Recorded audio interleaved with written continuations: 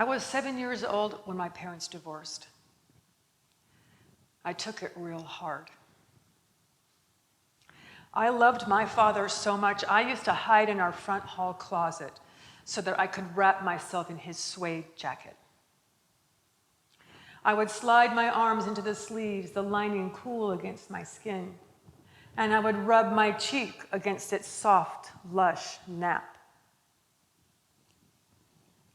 and bury my nose in its knitted cuffs. I don't have a lot of memories of my father.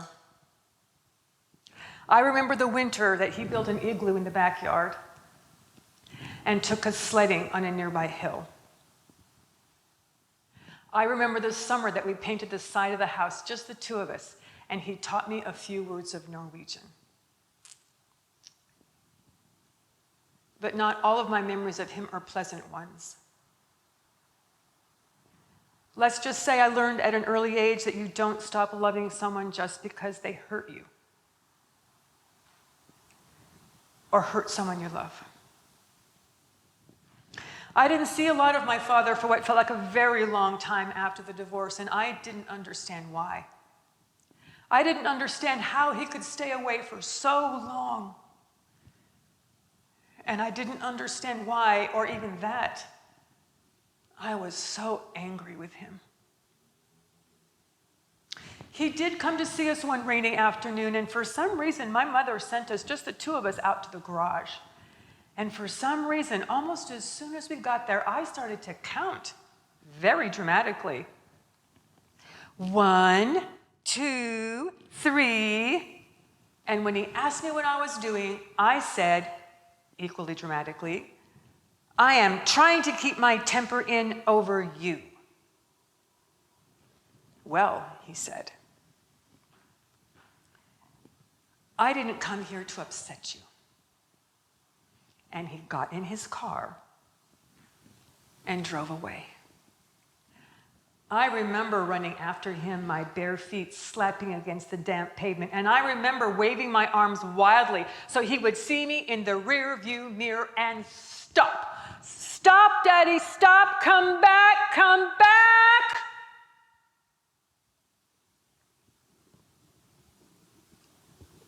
But he didn't come back.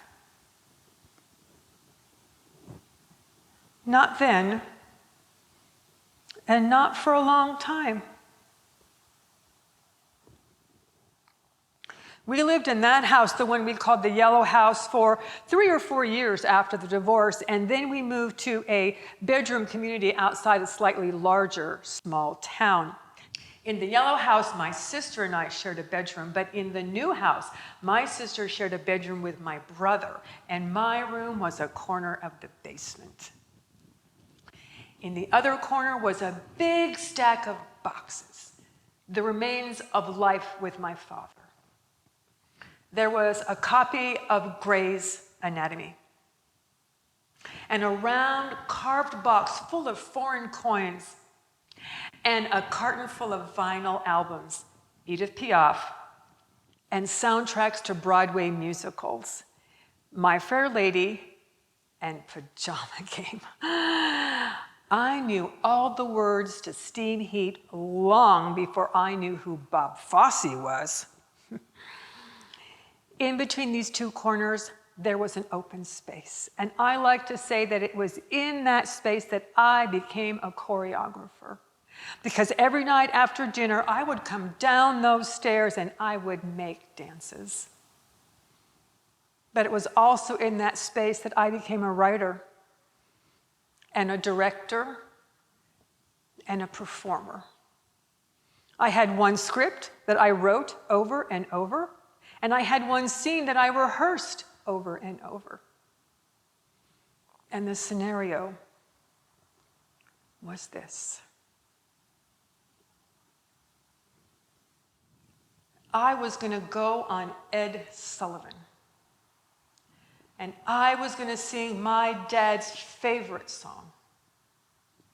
And from miles away, he would see me, and he would know how much I loved him. And then he'd come back to me.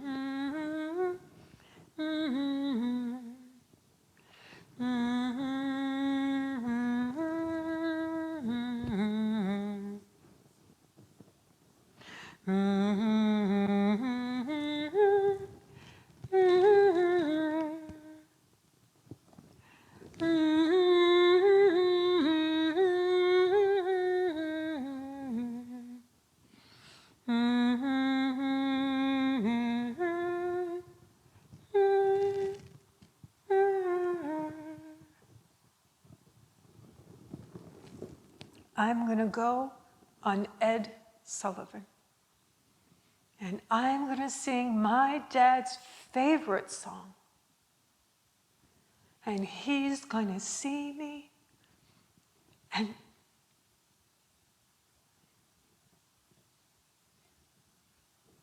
then he'll come back to me. Then he'll come back to me.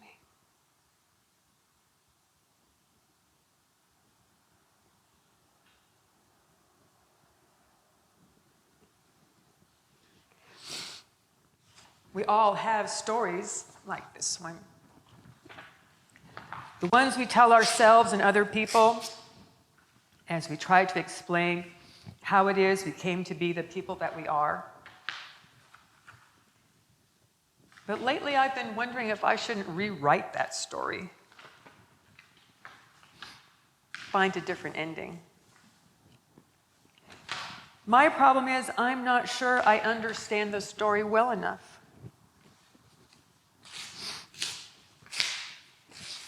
I don't have any problem believing that there are both positive and negative aspects to that story.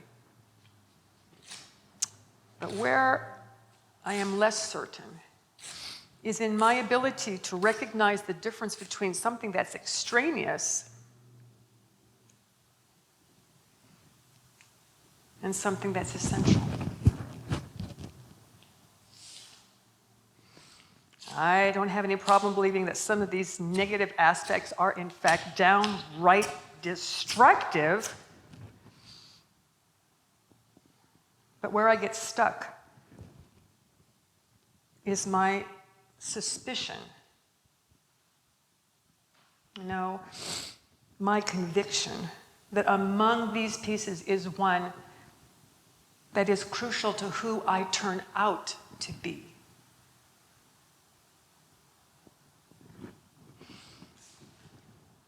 Many years ago, I went into therapy. There was a man, and I could not seem to get over him. I told the therapist that very first session, I said, there's something seriously wrong here because every day, several times a day, I put on mascara, $40 mascara, and every day, several times a day, I cry it all off.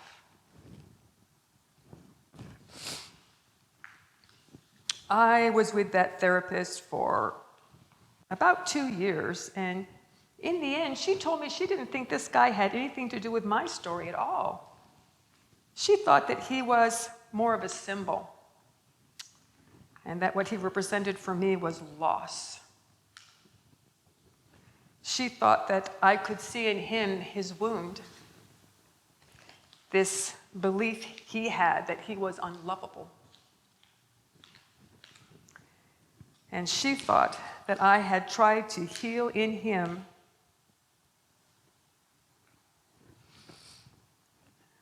what I could not see in myself. I went home after that session and I woke up at 3 o'clock in the morning and I could not get back to sleep. Instead, I fell into what I can only call a vision. I was in a room full of wreckage. And I was on my hands and knees and I was crying. I was crying so hard, I was literally blind with tears, and yet I was picking up and turning over each and every shard that surrounded me. I was looking for something I had lost, something that had once been a part of me, something I could not let go. Later, it occurred to me that what I had failed to find in the man himself, I had continued searching for in my memory of him.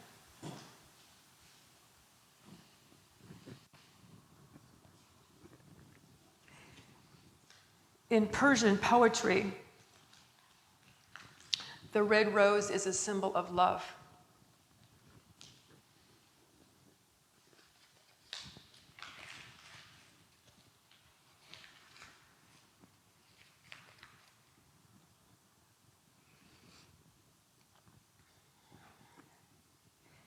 It is a symbol of great love and of grief.